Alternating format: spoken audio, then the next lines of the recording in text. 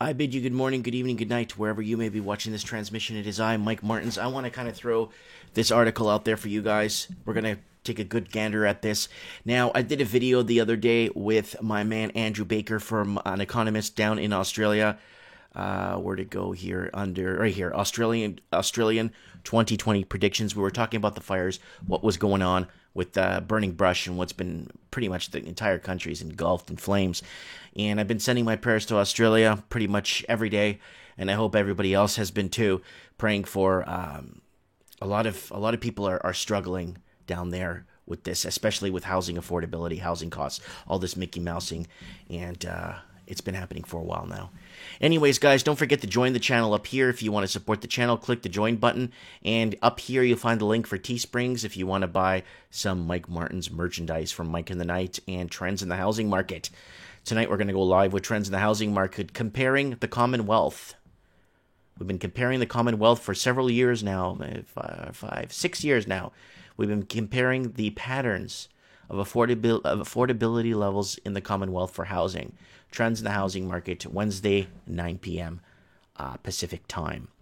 Anyways, guys, I got this article here.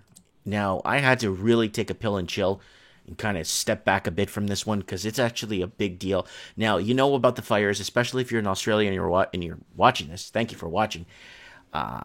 Water restrictions for you, an endless supply for them. What? How a foreign corporate giant is snapping up 89 billion liters of Australian H2O water as the country suffers its worst drought ever. Singaporean company is selling Australian water for 490 million to Canadian fund. It comes as the tightest ever water restrictions are imposed on worried citizens. Olam is selling 89,085 megaliters of its permanent water rights in Australia.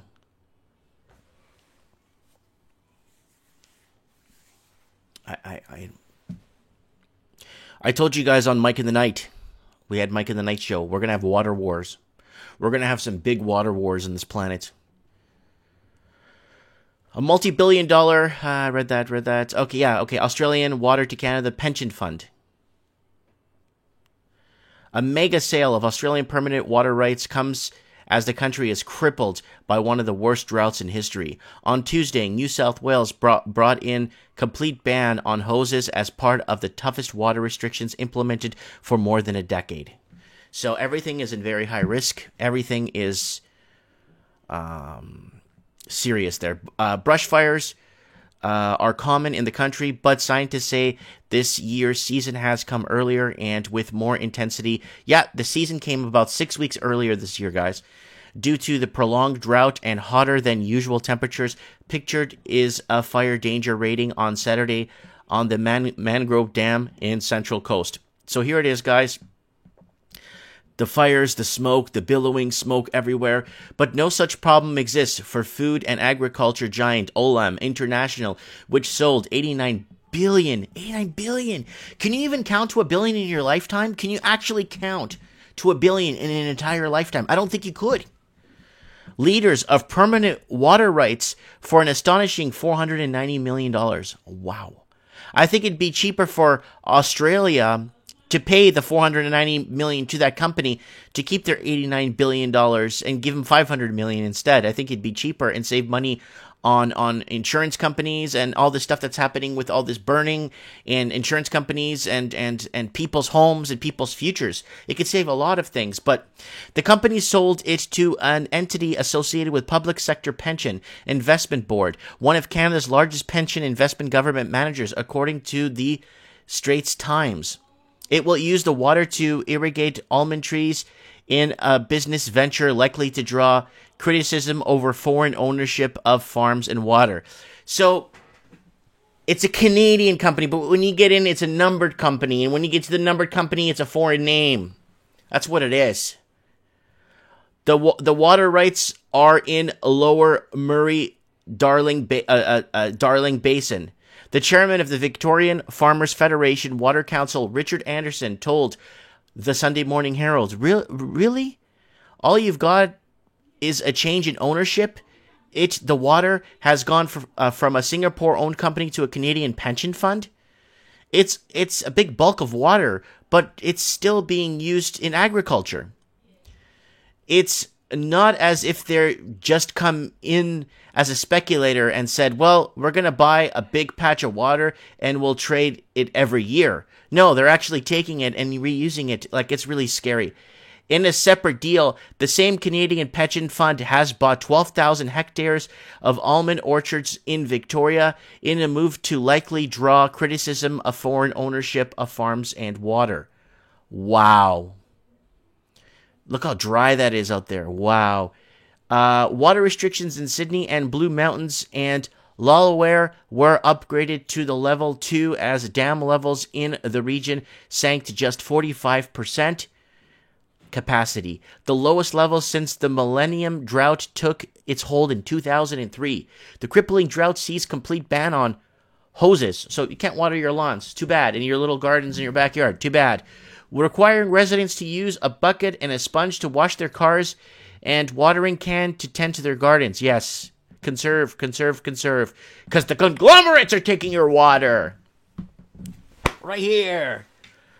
The Bureau of Meteorology has predicted a hot than usual summer with no forecast for significant rain. The sale is understood to be giving Alma one-time percent tax capital gain, about $300 million, the paper reported.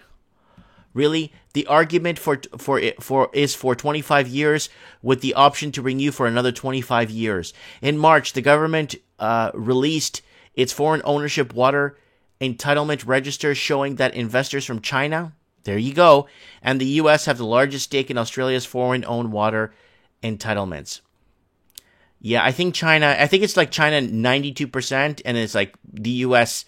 8% for, let's say, a farm they own there, or a military base or something.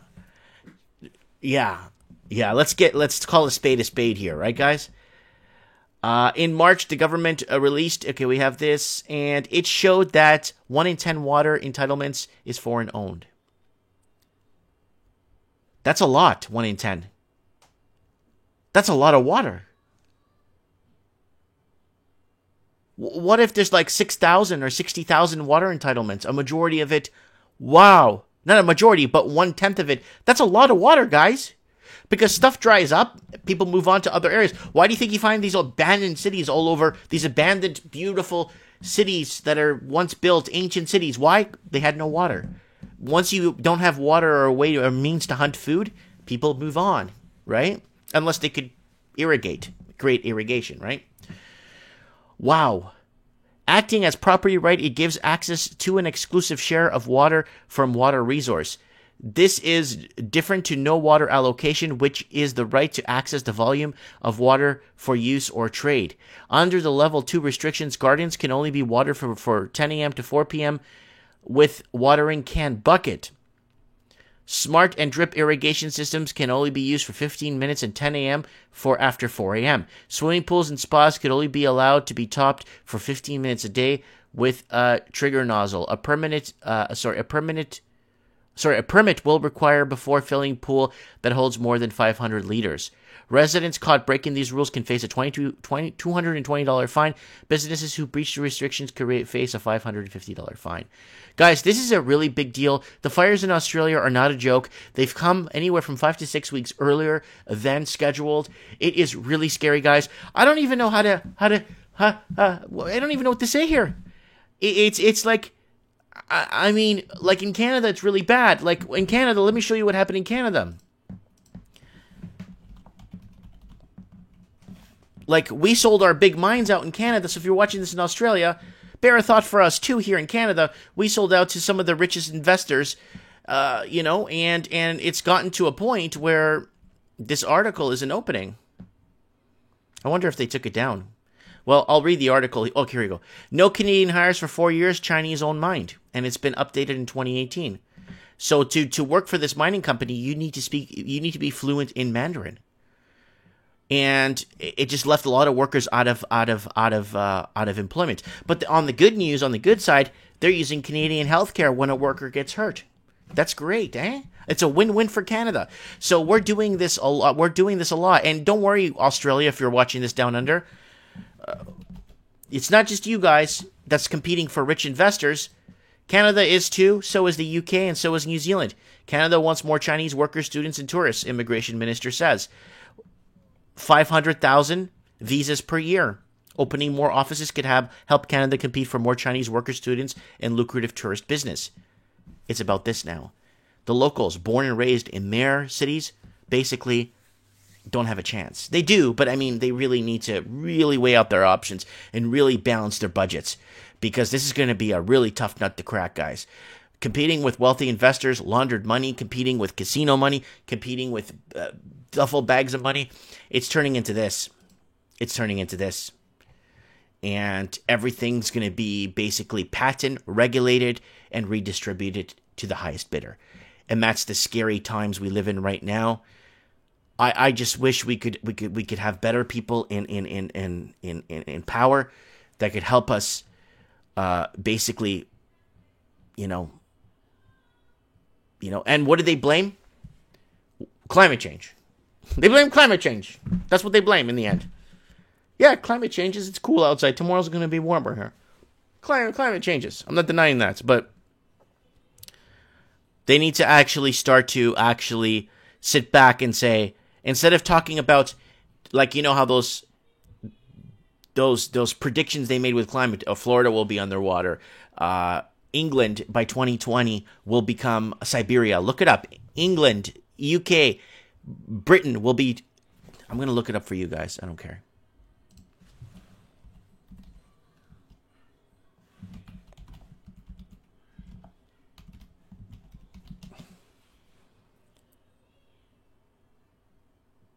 Oh, Britain. I got Brighton here.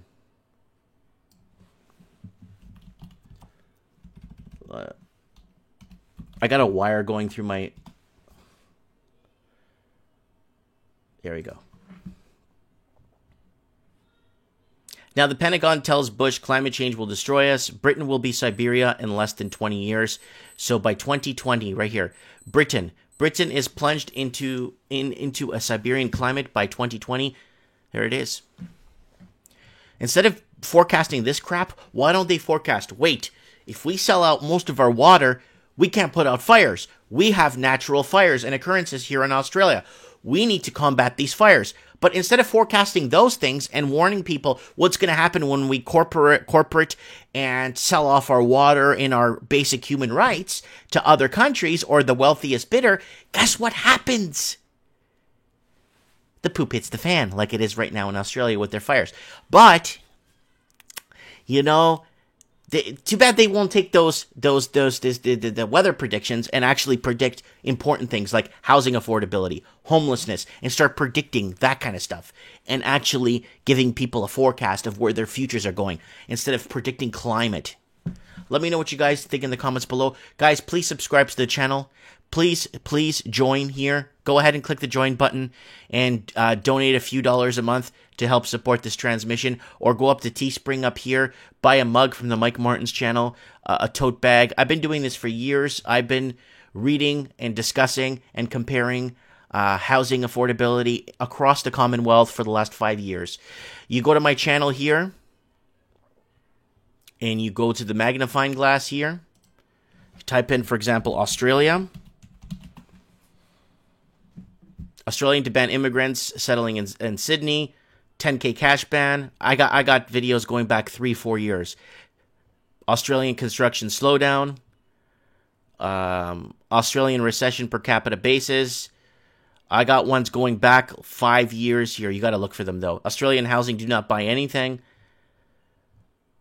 Penal Colony 114 Australia. Let me see if I could find really old ones. Here's one from 2 years ago. Housing crisis only in Australia. Massive housing bubble. And I compare it here. Housing crisis, Australia wake up 3 years ago. Telling people to get the heck out of Sydney. Here, get out of Sydney. And this video is actually older because I haven't lived in this place in 4 years now. And it's only showing 2 years. Thank you, YouTube, for kind of keeping track of my stuff. Roll the dice, casinos Australia, and then money laundering. There's one in here about money laundering in Australia, how much 2 years ago I predicted how much was laundered. I said 68 billion was laundered through Australia in housing. 68 billion. That's my take, because Canada was 208 billion. Laundered through Canada, and I would think it was 22 billion in New Zealand. Let me know what you guys think in the comments below. I would love to know. Thanks for watching. Subscribe, support, be part of the cause. 2 live streams a week here on the Mike Martins channel.